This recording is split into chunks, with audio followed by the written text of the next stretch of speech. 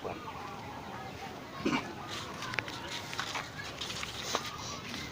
Jam, anam ka na mo dawat sa imong pagkapul, Commander Jam. Sa mga tawahan mo, kaya ba nimo iman subuon sila pagkamaayo o di sa mga magdutan? Kay ang Dios ra ba nagaingon, pag maghimo kag usa ka sala, ang bayad mao ang kamatayon. Ikaw magahimo kag kaayuhan sa mga makatawhan sa 150 ka buktaw, paghihatag sa imong supremo. Ug ang tanan imong isugo sa imong katawhan, puros kaayuhan kay ang sala mo'y mahatag kamatayon kanato. Kay ang Dios ug ang Espiritu Santo ipasulno ko sa mong lawas, ug ang gahom sa amahan mag-uban kanimo hangtod sa kanturan. Kay ako ang tatay niyo as supremo nga nagabunyag kanimo. Kay ako ang amahan sa gitawag o gitagaan o katungod nga maghatag power kaninyo nga kamo magahimo og maayo ug ang gahom magapirminti sa lawas ug kamo bubuan ko ikaw sa gahom para ikaw magagurit og tao sa 150 ka tao. Ug ang Dios nagaingon kanimo, ang amahan nagaingon kanimo nga ang Dios dautan dili ang Dios mo pinakamaayos tibuok kalibutan. Kaya ang amahan nagahimo kayuhan, nagahimo sa yuta ug ang langit.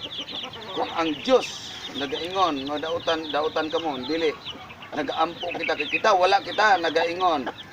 Wala kita ingna nga kita mga pagano. Kita ang nagaampo sa Dios. Uban ka kanatos pagano kitang mga Pilipino. Pero ang Dios nagaingon dili kita mauban sa pagano, kita magauban sa gitawag og pag-ampo gikan sa Biblia. Ingon ang Episo, mag-ampo kamo kay ang Dios nag-uban kaninyo. Kay kamo og maghimo kamo dutan silutan kamo sa Dios. Ang amahan nga labing gamhanan sa tibuok kalibutan munay nag-aalalay kanato. O kining pulong nga balaan aniya kanato dili nato abusaran. Kaya ang istorya sa uban dautan na ko ning mga Latin. Unsa ingon sa Biblia? Kung ang pulong masulod sa tibuok kalibutan, ang pulong di ay kung masulod sa tibuok kalibutan dili mabasa tanan gumikan sa kadagan sa pulong. Dili masulod ang pulong di ay sa tibuok kalibutan dili sa kadagan sa pulong. Ug ang amahan nagaingon, amahan ay mingon ng amahan, kamong mga anak mag-aampo kamo sa tinuod. Kay mag-aampo kamo iya sa dautan pagasilutan ko kamo. Ug ikaw anak gikan karon dawaton nimo ang pagka-commander. Kay ako magabunyag kanimo nga usa ka commander nga tinuod. Kay ako usa ka tao nga supreme commander, supreme founder nga gitugutan tahas gikan sa taas. Ako si Commander Supremo Bato, anak sa amahan. Sa ngalan sa amahan, sa anak, sa Diyos Espiritu Santo, amahan nga labing gamahanan sa tibuok kalibutan. Ihatag ko ka jam-jam, kay Commander Bata ang gahom. Ibubo ko kaniya ang tanang gahom amahan ko. Gamita kaniya kong palad amahan sa pagbubo kaniya. Kay ko lang maggamahanan sa tibuok kalibutan.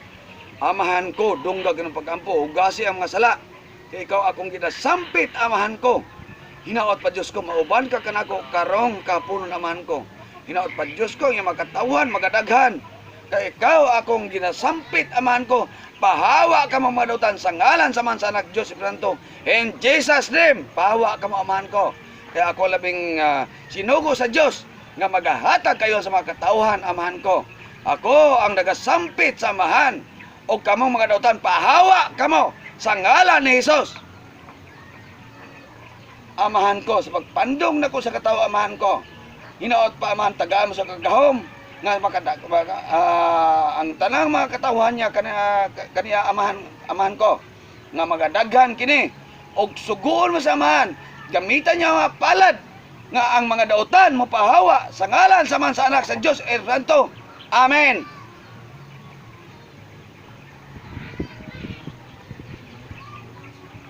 Orasyon to sa pagkakas.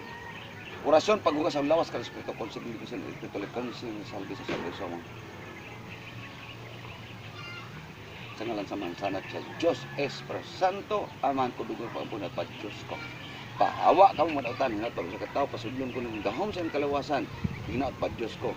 Kini po sa katao karon ako pagkabisigan Ginoo ubanan inubanan ni presidente o ubanan sa presidente sa krap o ubanan sa mga katauhan ako nga mga leaders ug sa mga membro amahan ko nga pag hinaot pa pagpanaw na ko nini ang gahom magasulod ang lawas amahan ko. Hinaot pa Diyos tulan mo siya Ginoo. O ginaot pa Diyos ko, dili siya maghimog dautan, pinagasi mong pulong sa Espiritu Santo. Amen.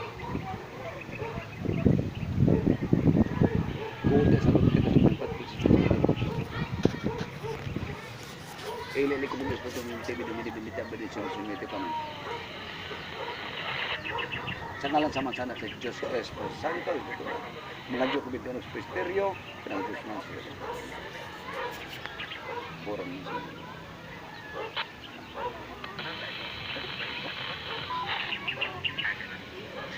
you.